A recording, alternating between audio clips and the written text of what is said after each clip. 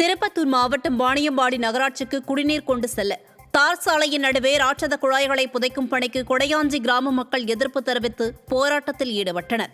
4 கோடி ரூபாய் மதிப்பீட்டில் நடைபெறும் இப்பணியில் சாலை முற்றிலும் பழுதடைந்து 10 கிராமங்களை சேர்ந்த விவசாயிகள் மற்றும் மாணவர்களின் போக்குவரத்து பாதிக்கப்படும் என மக்கள் அச்சம் தெரிவித்துள்ள நிலையில் பாலாறு பாதுகாப்பு விவசாய சங்கத்தினருடன் இணைந்து மக்கள் பணியை முற்றுகையிட்டதால் அப்பகுதியில் பரபரப்பு ஏற்பட்டது.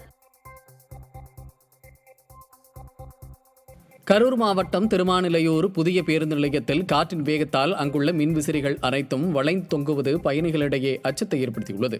சமீபத்தில் பெயர் பலகை சரிந்து விழுந்த நிலையில் தற்போது பயணிகள் அமரும் இடத்தின் மேலே உள்ள மின் விசிறிகள் வளைந்துள்ளதால் அவை எப்போது தலைமேல் விழுமோ என்ற அச்சத்தில் அமருவதாக பயணிகள் வேதனை தெரிவித்துள்ளனர். திண்டுக்கல் மாவட்டம் பழனி அருகே கரடி கூட்டம் சாலையில் உள்ள தனியார் தேங்காய் நார் மில்லில் திடீரென பயங்கர தீ விபத்து ஏற்பட்டது. எளிதில் தீப்பற்றக்கூடிய பொருட்கள் என்பதால் குடோன் முழுவதும் தீ மளமளவென பரவியதில் பல லட்சம் ரூபாய் மதிப்பிலான டன் கணக்கிலான தேங்காய் நார்கள் மற்றும் அதிநவீன இயந்திரங்கள் முற்றிலும் தீக்கிரையான நிலையில் விபத்திற்கான காரணம் குறித்து போலீசார் விசாரித்து வருகின்றனர்.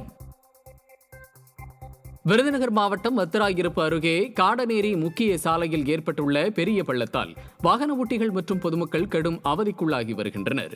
பேருந்துகள், ஆட்டோக்கள் மற்றும் இருசக்கர வாகனங்கள் அதிக அளவில் பயணிக்கும் இந்த சாலையில் விபத்தை ஏற்படுத்தும் வகையில் உள்ள இப்பள்ளம் நாளுக்கு நாள் பெரிதாகி வருகின்ற நிலையில் சம்பந்தப்பட்ட அதிகாரிகள் உடனடியாக இந்த சாலை பள்ளத்தை சீரமைக்க வேண்டும் என அப்பகுதி மக்கள் கோரிக்கை வைத்துள்ளனர். காஞ்சிபுரம் நகரின் மைய பகுதியில் புதிய மாநகராட்சி அலுவலகம் அருகே கடந்த 1 மாதமாக மனித கழிவுநீர் சாலையில் பெருக்கெடுத்து ஓடுவதால் பொதுமக்கள் கடும் அவதிக்குள்ளாகியுள்ளனர். பிரதான சாலையில் சுமார் 300 மீட்டர் தூரத்திற்கு தேங்கியுள்ள கழிவுநீரால் கடும் சுகாதார சீர்கேடு ஏற்பட்டிருக்கும் நிலையில் இதற்கு உடனடியாக நிரந்தர தீர்வு காணாவிட்டால் பொதுமக்களை திரட்டி போராட்டம் நடத்தப்படும் என அப்பகுதி மக்கள் எச்சரிக்கை விடுத்துள்ளனர். கள்ளக்குறிச்சி மாவட்டம் உளுந்தூர்பேட்டை அருகே கூட்டடி கள்ளக்குறிச்சி கிராமத்தில் விவசாய நிலத்தின் நடுவே ஆபத்தான முறையில் தாழ்வாக செல்லும் மின்கம்பிகள் மரக்கட்டையால் தாங்கி பிடிக்கப்பட்டிருப்பது அதிர்ச்சியை ஏற்படுத்தியுள்ளது. கடந்த 5 ஆண்டுகளாக இந்த தற்காலிக மரக்கட்டை பிடியிலேயே நின்ற நிலையில் தற்போது அது மிகவும் பலவீனம் அடைந்திருப்பதால் மின்துறை அதிகாரிகள் உடனடியாக அலட்சிய போக்கை கைவிட்டு புதிய மின்கம்பத்தை அமைக்க வேண்டும் என விவசாயிகள் கோரிக்கை வைத்துள்ளனர்.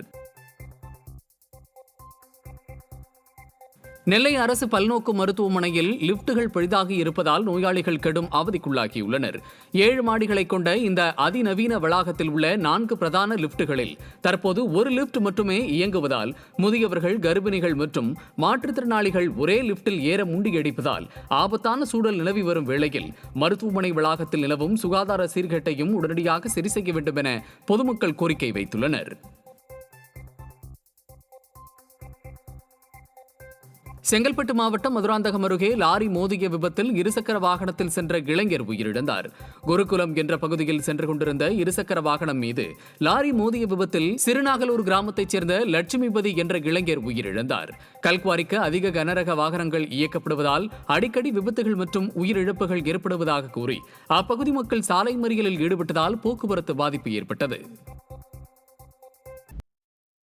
கடலூர் மாவட்டம் புவனகிரி அருகே பூதங்குடி கிராமத்தில் பல ஆண்டுகளாக சுடுகாட்டுக்கு பாதை இல்லாததால் இறந்தவர்களின் உடல்களை வயல்வெளியில் தூக்கி செல்லும் அவலம் நீடித்து வருவதாக அப்பகுதி மக்கள் வேதனை தெரிவித்துள்ளனர்.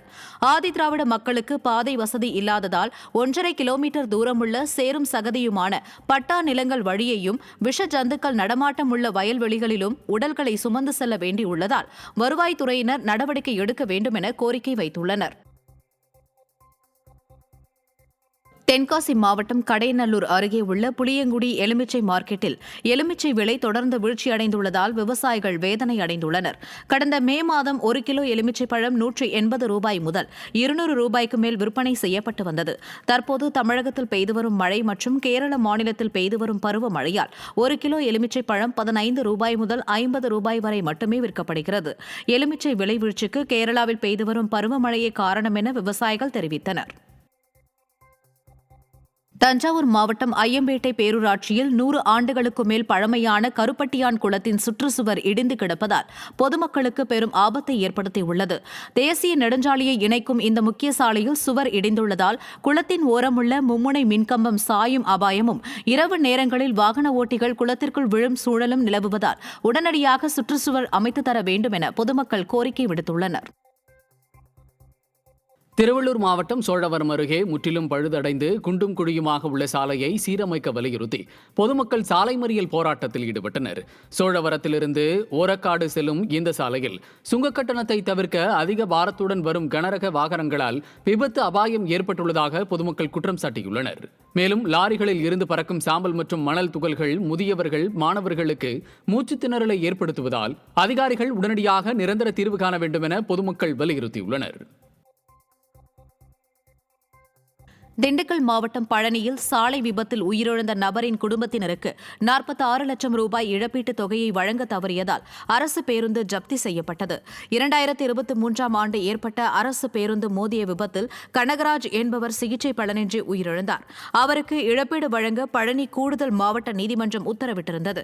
நீதிமன்றம் உத்தரவிட்டு நீண்ட நாட்களாகியும் வட்டி உட்பட மொத்த நிலுவைத் தொகையான 46,56,346 ரூபாயை இன்று வரை போக்குவரத்து கழகம் வழங்காததால் அரசு பேருந்து நீதிமன்ற ஊழியர்களால் ஜப்தி செய்யப்பட்டது.